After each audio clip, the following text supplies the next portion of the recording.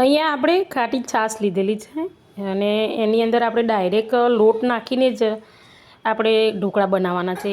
ઢોકળાની દાળ કે એવું પલાળવાનું નથી કે નથી ક્રશ કરવાનું, અને એ રીતે સરસ મજાના ઢોકળા બને છે. જો કે અત્યારે આજે વાતાવરણ એવું છે એટલે કદાચ આથો ન બી આવે તો આથો કેવી રીતે લાવવો એ પણ તમે વિડીયો પૂરો જોશો એટલે તમને ખબર પડી જશે.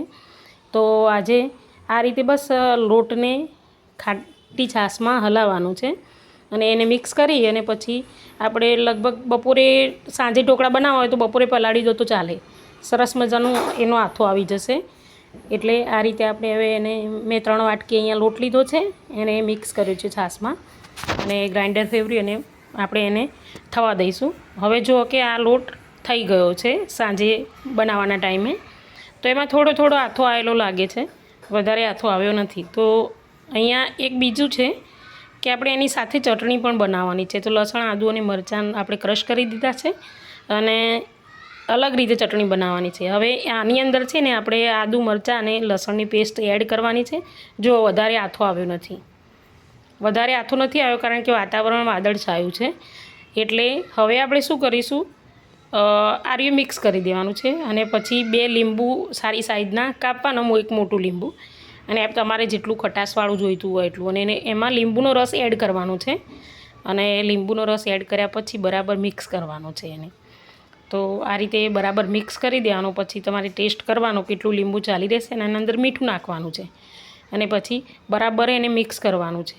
મિક્સ કર્યા પછી એમાં આપણે એકલી હળદર નાખવાની છે અને જે પેસ્ટ નાખી હતી એ, બસ બીજું કંઈ નાખવાનું નથી. અને મેં થોડી હિંગ નાખી છે, એના લીધે શું છે કે ટેસ્ટ સારો આવે છે. અને એમાં અજમો નાખ્યો છે.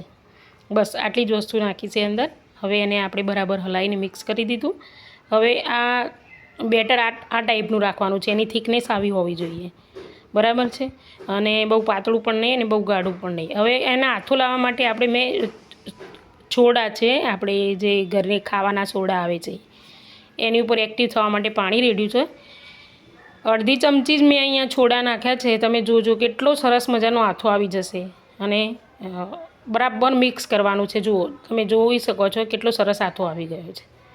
હવે થોડું હળદરનું પ્રમાણ ઓછું છે તો આપણે એમાં હળદર એડ કરીશું થોડી, અને પછી એમાં બરાબર મિક્સ કરવાનું છે.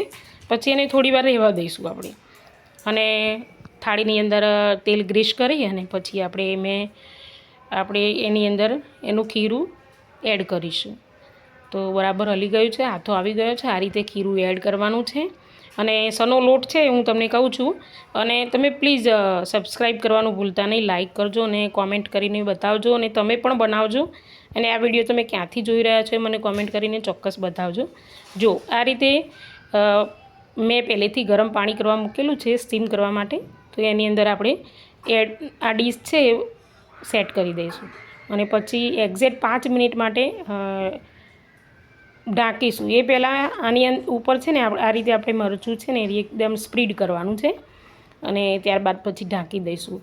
તમે જોશો કે જે દાળ ક્રશ કરેલીનું જે થાય છે ને એના કરતાં પણ વધારે ઢોકળા મસ્ત થાય છે. આમાં જે પેસ્ટ થોડી વધારી હતી એની અંદર લીમડો અને 1 ચમચી ખાંડ છે અને સ્વાદ પ્રમાણે મીઠું અને પાણી એડ કરી અને એને પ્લસ મોડમાં થોડું ફેવરી લેવાનું છે. એનું બાજુમાં ચટણી પણ થશે. તમે જુઓ ઢોકળાની ડીશ કેટલી મસ્ત બની ગઈ છે અને એકદમ ટેસ્ટફુલ ઢોકળા બને છે. આ વાટી દાળના જે ઢોકળા બને છે ને એ ટાઈપના જ બને છે. તમે જુઓ એ એકદમ ચડી ગયું છે. હવે એ ડીશને આપણે કાઢી લેવાની છે. તો સરસ મજાનું ચડી ગયું છે. તો આપણે એ ડીશને કાઢી લીધી છે. હવે એને આપણે પીસ કરીશું. થોડી વાર ઠંડુ થવા દેવાનું, પછી પીસ કરવાના, તરત ગરમમાં પીસ કરવાના નથી આપણે. તો આ રીતે પકડી અને સરસ મજાના એના પીસ કરી દઈશું. એકદમ જો કે ચપ્પુ પણ ખરાબ થતું નથી અને સારી રીતે મસ્ત રીતે પીસ એના પડી જશે. બધા પીસ પડી દેવાના છે. અને એ પીસ પાડ્યા પછી એને થાળી ગોળ ગોળ ફેરવી અને એ રીતે ચપ્પાથી એને આપણે કાઢી લઈશું. તો સરસ મજાના ઢોકળા બની ગયા છે. તમને જોતાં જ પહેલાં જ ખબર પડી ગઈ હશે કે સારા એવા ઢોકળા બની ગયા છે. અને ટેસ્ટમાં પણ બહુ મસ્ત લાગે છે. ને આ રીતે મરચું સ્પ્રીડ કર્યું હોય ને એટલે વધારે સારા લાગે છે. તો કોમેન્ટ કરીને મને બતાવજો ચોક્કસ કે, અને સબસ્ક્રાઈબ કરવાનું ભૂલતા નહીં, બરાબર. અને લાઈક તો ચોક્કસ કરજો. હવે જો કે હું ઢોકળા તમને કાઢીને બતાવીશ કે કેટલા સ્પંચી થાય છે. અને જો આખી ડીશ આપણે ગોળ ફેરવીશું ને તો એમના એમ નીકળી જશે. જરા પણ ચોંટતા નથી, એકદમ પાણીવાળા નથી રહેતા, એકદમ કોરા સરસ વાટીદારના મસ્ત છે. આમાં શું છે, હજી ગરમ છે એટલે થોડો એનું બાફ નીકળે છે. હવે જુઓ કેટલા સરસ મજાના થઈ જાય. જો કે લાઇટનો પ્રકાશ પડે છે. જુઓ આ રીતે. હવે પેલી ચટણી માટે જે આપણે ક્રશ કરીને રાખેલું છે તો એની અંદર આ ઢોકળા છે એના પીસ કરી, નાના નાના પીસ કરી અને એ ચટણીની અંદર આપણે પેલા મિક્સર જારમાં એડ કરવાના છે. આની જ ચટણી બનાવવાની છે એટલે આપણે એમાં એડ કરીશું આ રીતે. હવે એડ કરીશું આ રીતે ને પછી એને પ્લસ મોડમાં થોડું ફેરવી લઈશું અને જોઈશું કેટલી મજાની ચટણી બને છે. હું દર વખતે જ્યારે બી ઢોકળા બનાવું ત્યારે આવી જ બનાવું છું. જુઓ, અને એક ડબ્બામાં આપણે એને કાઢી લઈશું અને એનો સ્વાદ ટેસ્ટ કરી જોવાનો. જે ખાંડ કે મીઠું વધારે જે પ્રમાણે હોય એ પ્રમાણે એડ કરવાનું.